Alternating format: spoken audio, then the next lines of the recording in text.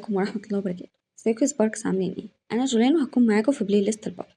في الحلقة اللي فاتت كنا في الموقع وسط الكابلات واللوحات والتنفيذ، وشوفنا ازاي مهندس الموقع بيحول الورق لحاجة حقيقية.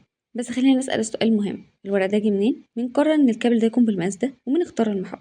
قبل ما اي حاجة تتنفذ في حد قاعد بيحسب ويفكر ويقرر. الحد ده هو مهندس التصميم. مهندس التصميم هو الشخص اللي بيحول احتياج المشروع لقرارات كهربائية واضحة. يعني المشروع محتاج كهرباء قد ايه؟ نغذيه منين؟ نستخدم ايه؟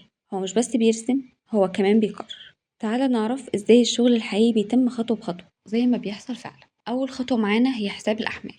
أي جهاز بيستهلك كهرباء بنجمعه، سواء إنارة، تكييف، مكنات، وكمان أجهزة. لكن مش بيجمعهم كده وخلاص، في حاجة اسمها الديفيستي فاكتور، يعني مش كل جهاز بيشتغل في نفس الوقت. هنا بيبدأ التفكير مش بس الحساب. تاني حاجة معانا اختيار المحول.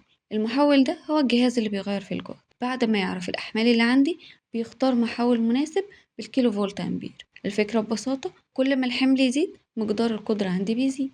تالت حاجة معانا تحديد الكابلات. مقطع الكابل بنحدده بناء على التيار، طول الكابل، الفولتج دروب. يعني الكابل لازم يستحمل التيار، ما يسخنش وما يضيعش جهد. رابع خطوة معانا اختيار القواطع. القواطع أجهزة حماية بتفصل عند المشكلة، فلازم أحدد قيمة التيار وقدرة الفصل بتاعتها. القاطع مش مفتاح، القاطع أمان. خامس خطوة معانا رسم المخططات، وأهمهم: واحد، السنجل لاين دايجرام، مخطط بسيط بيوضح مسار الكهرباء كلها. اتنين، اللود سكادول، ده جدول بكل الأحمال.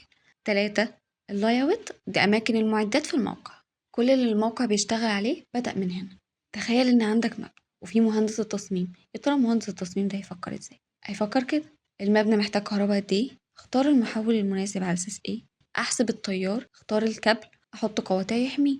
قبل ما أي حد ينزل الموقع لازم كل ده يكون جاهز.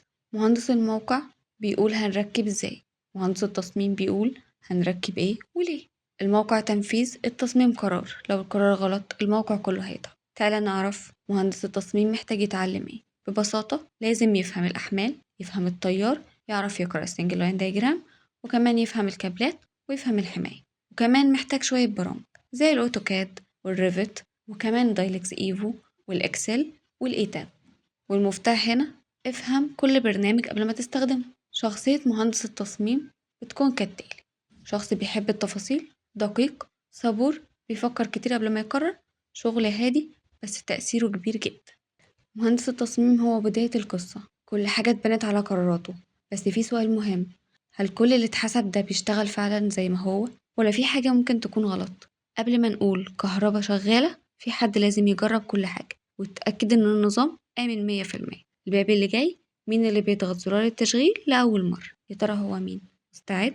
منساش لو الفيديو عجبك تعمل لايك وسبسكرايب. السلام عليكم ورحمة الله وبركاته.